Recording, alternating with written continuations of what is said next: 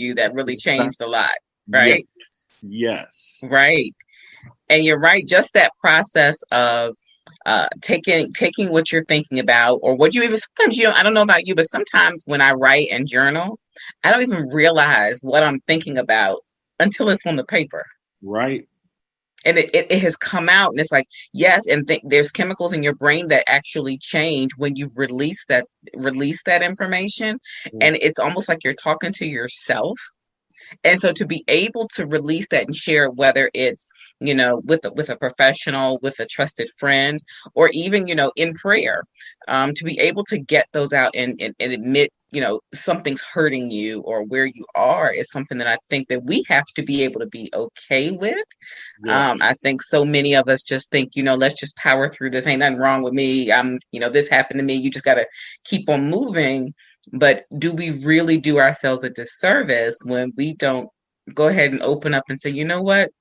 This hurts and it may need to be healed. It's almost like there's a condition that we need to seek help from for the doctor, and we just deny it's there, Just if I act like it ain't there, then it's not going to impact me, and then it can get worse and it can get worse and worse. So that's really good. And right before we take our break, I think your nugget about journaling is a good snippet into, in our second half, we're going to be talking about what's some of the evidence that you might be able to see that healing is happening, that you're on that journey towards healing. So you think we're going to get some other ideas about this in the next half, Cortland? Yeah, I'm looking forward because what you just shared brought to my remembrance something I thought about. So we really appreciate everybody who's joined us today. We hope you are enjoying what we're talking about. We really want to be able to give hope and encouragement to someone who feels like they're on their journey towards healing as well. So stay tuned and come back and take a seat with us as we continue this talk, Village Talk, where we highlight the voices and views of the community. Feature your business with a full or half page ad in an upcoming issue of Vision and Purpose Lifestyle Magazine. Advertise your business, book, or event and reach potential clients. Vision and Purpose Lifestyle Magazine covers and features stories in business and entrepreneurship, education, performing arts, sports, community outreach, fashion, travel and real estate, health and wellness, and more. Contact us at info@vnpmagazine.com, or you can reach out to our Director of Sales, Ms. Karen McConnell Jones, at 202-904-1000. Vision and Purpose, inspiring our community.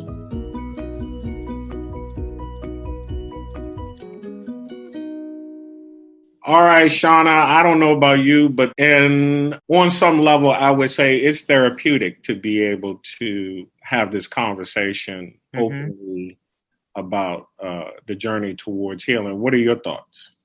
I think once we, as we said earlier, once we realize that, all of us have some healing that we have to do, whether we realize it or not, it doesn't mean there's anything wrong with you. But really, there's always going to be something that we can probably heal from. And, as they say, if there's not something now, there may be something coming. And being able to have some tools and some ideas and understanding it's not just a destination. It's great to say, yes, I'm healed. I never feel anything again. That never hurts me ever again. But that's not always the truth. So in what you're saying, I remembered something exactly what you just said.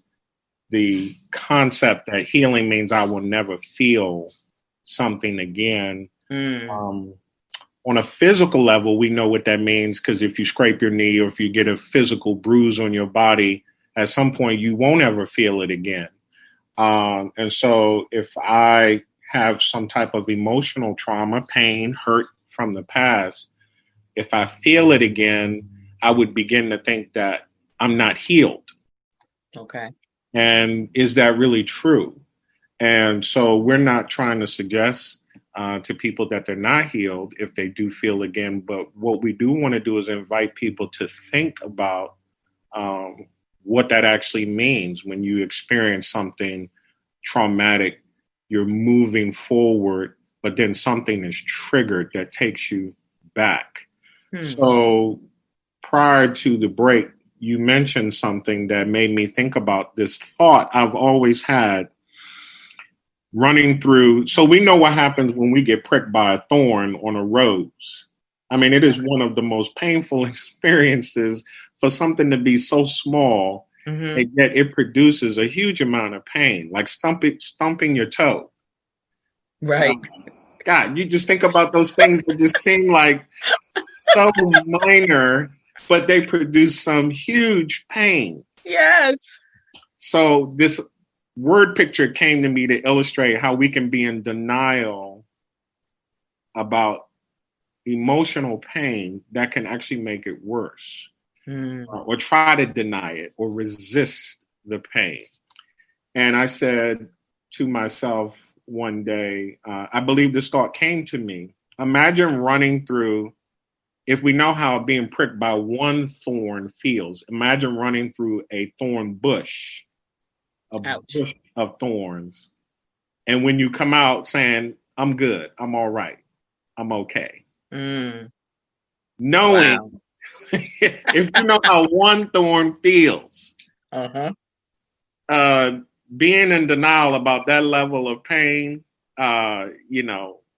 so how can we just learn how to deal with how we're feeling in a way that actually I feel allows the healing process to take place, Mm-hmm. instead of resisting the feeling, learning how to allow the feelings to exist.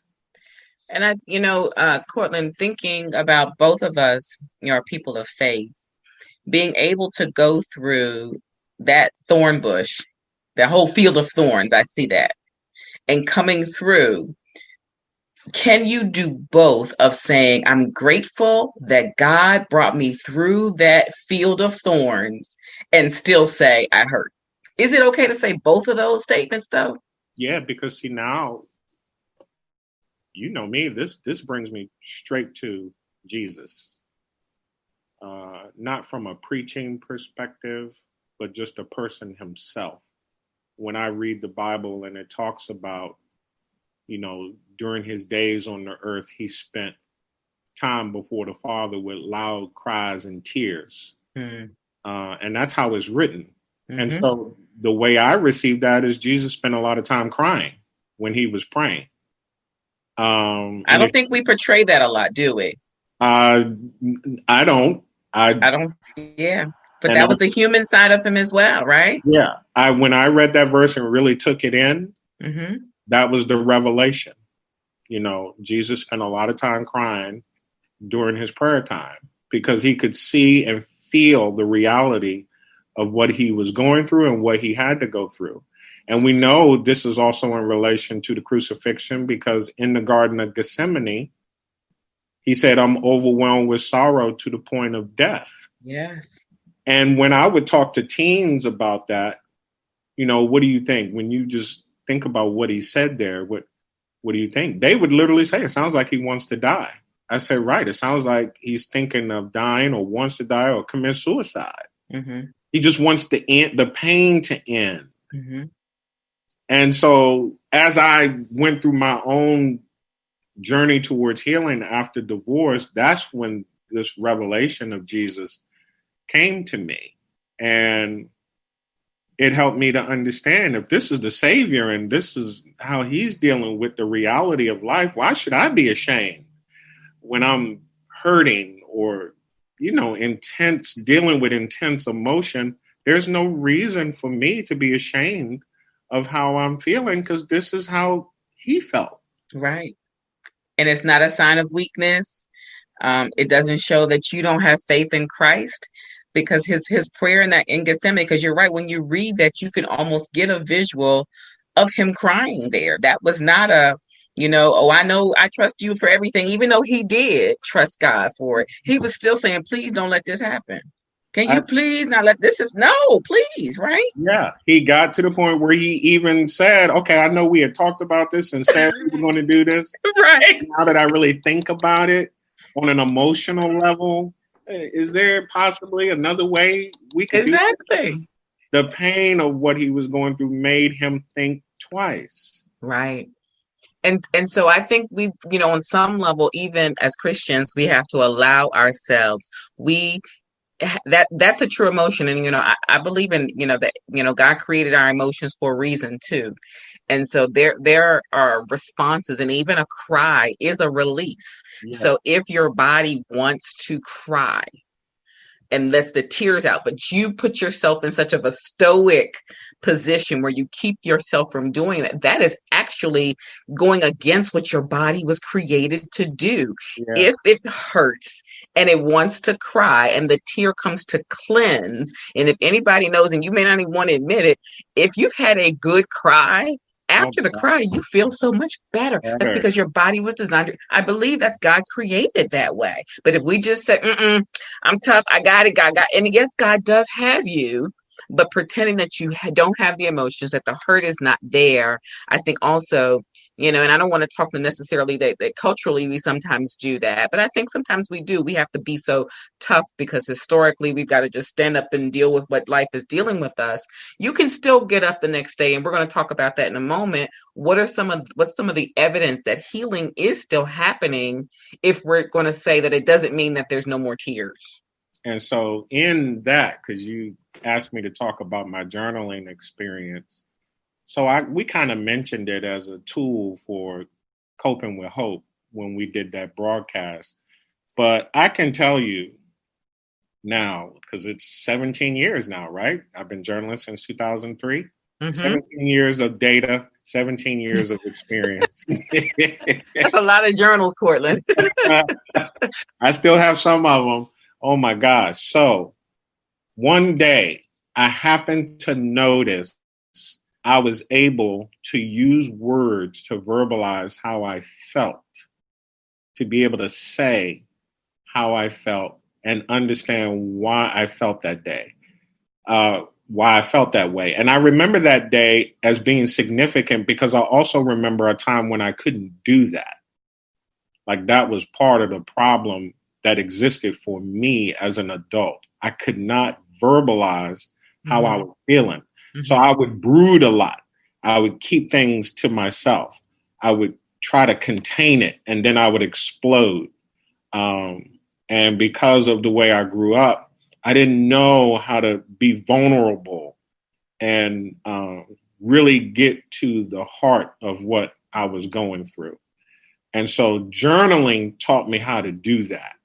And in that process, I've been able to recognize how I'm coping with life a lot differently, a lot quicker, and recognizing how I'm feeling and the cause of it, and being able to process to the point of ways to resolve or address the issue. So it sounds like journaling is probably your most powerful tool. Well, I won't say it's your most powerful tool because we know prayer and our relationship with God is definitely a tool that's there. What other evidence or what other things do you think we might be able to connect to evidence of the journey towards healing? What could someone do, or what might be something someone can look at? What I would encourage people to consider whenever you have a moment, because I know we're going to talk about triggers on a later segment, but whenever you feel like something's triggering you and how you feel as it relates to a past trauma, think about your own journey, because I always use the example of there used to be a time when I couldn't get out of bed. I didn't want to get out of bed. But now I'm just crying. So I've gone from being in the bed all day, staying in my pajamas all day, not really trying to get out and get into the sunshine and get light. And I do that now. I may still feel sad sometimes and I may cry sometimes, but I'm not in the bed all the time. And to me, that's evidence that some healing is taking place. Everybody deals with grief differently and trauma differently. So being able to track my own progress, to me, self-awareness allows the opportunity for me to actually see the evidence of healing and growth from a traumatic experience. Yeah. I think that's huge, and just being able to first, connect with yourself and realize where you are. And as you said, just being able to identify the emotion of, I'm hurt, or this is what I'm feeling is a step, right?